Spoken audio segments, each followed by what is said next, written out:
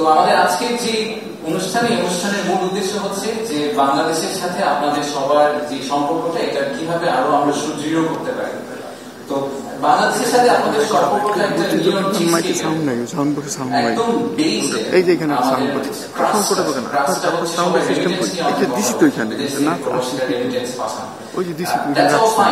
সেটা অবশ্যই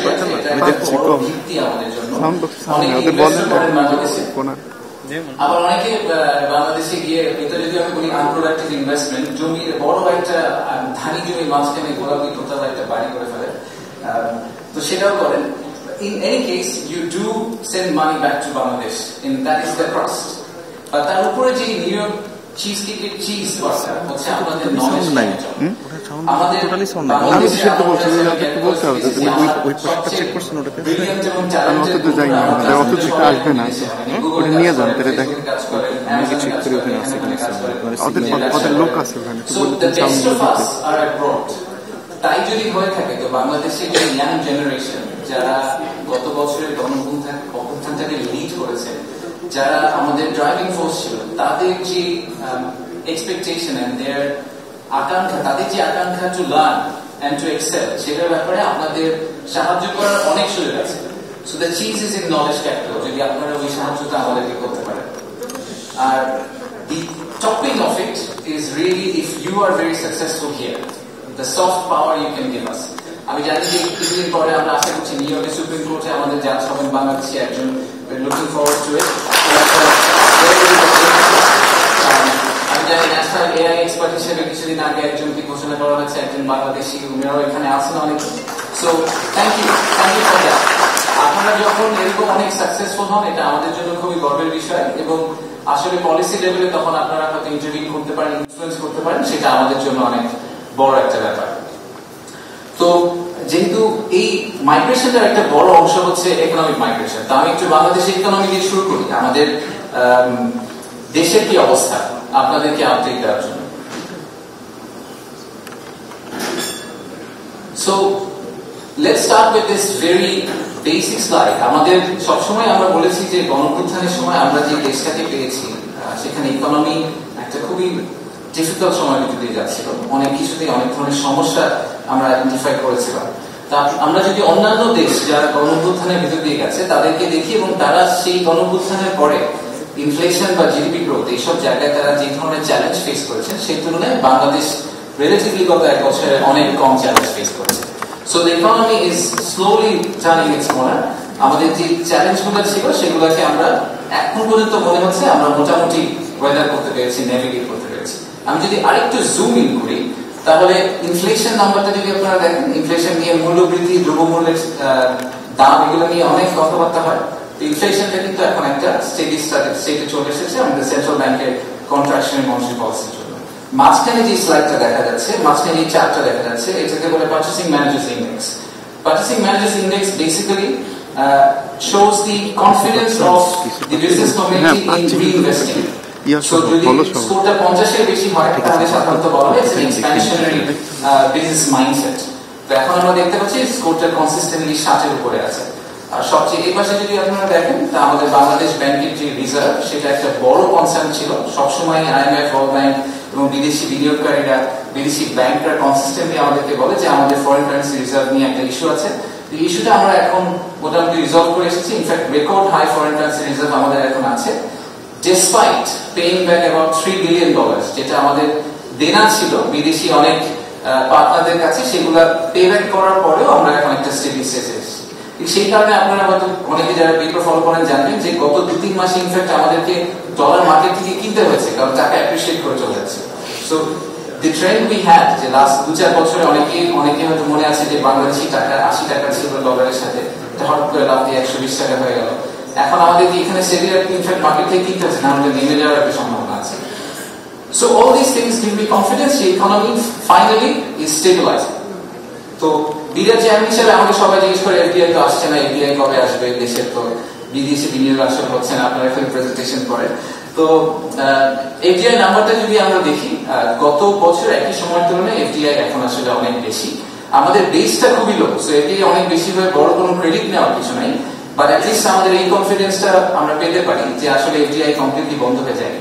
এরকম বড় একটা ইভেন্টের পরে একটা সম্ভাবনা ছিলই যে বিদেশি বিনিয়োগকারীরা সবাই বললেন যে ওনারা আগামী 1-2 বছর একটু দেখবেন যে বাংলাদেশের কি অবস্থা হয়, তার পর্যন্ত ওনারা ইনভেস্ট করবেন না। কিন্তু সেটা আসলে হয়নি। আমরা দেখতে পাচ্ছি যে এফডিআই গত বছরের তুলনায় প্রায় দ্বিগুণ এবং গত বছরের তুলনায় আমরা প্রায় 76% জাম্প দেখতে পাচ্ছি। বেশ কিছু ইন্টারেস্টিং কোম্পানি ইনভেস্ট করেছেন। অনেকে বলে ইনভেস্টমেন্ট সামিট থেকে কি হলো, তো আমি দুই একটা এক্সাম্পল দিই। আমাদের চাইনিজ একটা গার্মেন্ট ম্যানুফ্যাকচারার প্রথম যেটা দেখতে পাচ্ছেন ওনারা প্রায় একটা স্টেট অফ দি আর্ট চায়নার বেস্ট ইন ক্লাস টেকনোলজি নিয়ে বাংলাদেশে একটা ফ্যাক্টরি করছেন ইকোনমিক জোনে। সেটাতে প্রায় 25,000 লোকের কর্মসংস্থান হবে আগামী 3 বছরে। দ্বিতীয় যেটা আছে তাদের আরেকটা ইন্টারেস্টিং স্টোরি, অনেকেই আমরা যারা প্লেনে ট্রাভেল করি তারা দেখি যে অ্যামেনিটি কিট আমরা সবাই এনজয় করি। তো অ্যামেনিটি কিট যারা বানায় তারা আসলে maximum top 3 are all Chinese companies. So the second largest producer they are moving from China to Bangladesh. এগুলো আমাদের জন্য একটা বড় বড়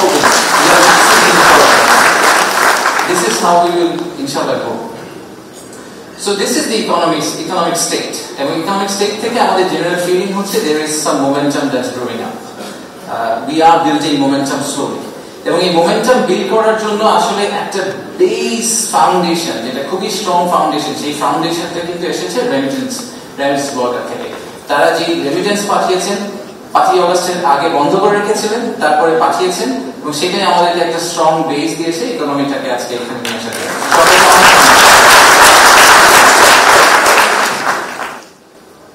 আমরা কি করছি? আপনারা তো অনেক কিছু করছেন, আমরা কি কিছু করছি কিনা, গত 1 বছরে আসলে প্রবাসীদের জন্য আমরা কিছু করলাম কিনা? তো প্রথমে আমি বিডার অ্যাঙ্গেল থেকে বলি, যেহেতু আমার সংস্থা, তো কয়েকটা জিনিস করেছি আমরা। প্রথমত আমরা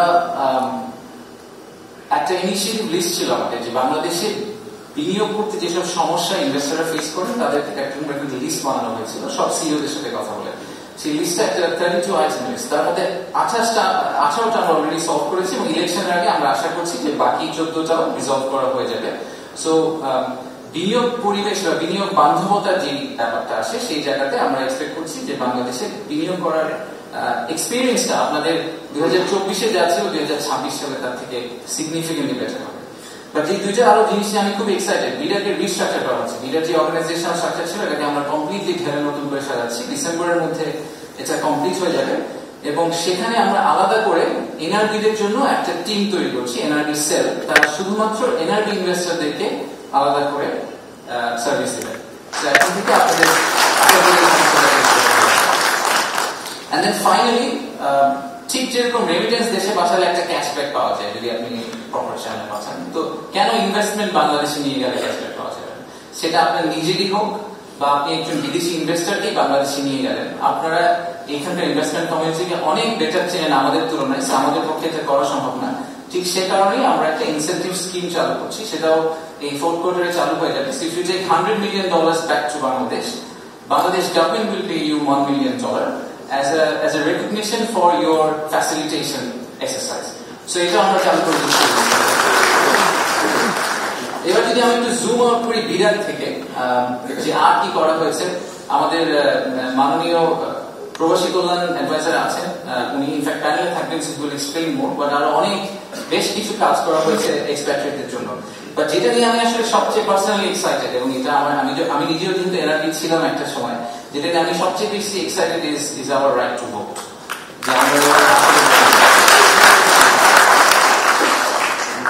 তো আজকে প্রথম আমরা আপনাদেরকে ভোটের প্রসেসটা একটু বলতে চাই। আমরা 2টা স্লাইড আছে, আমরা will explain how you will vote.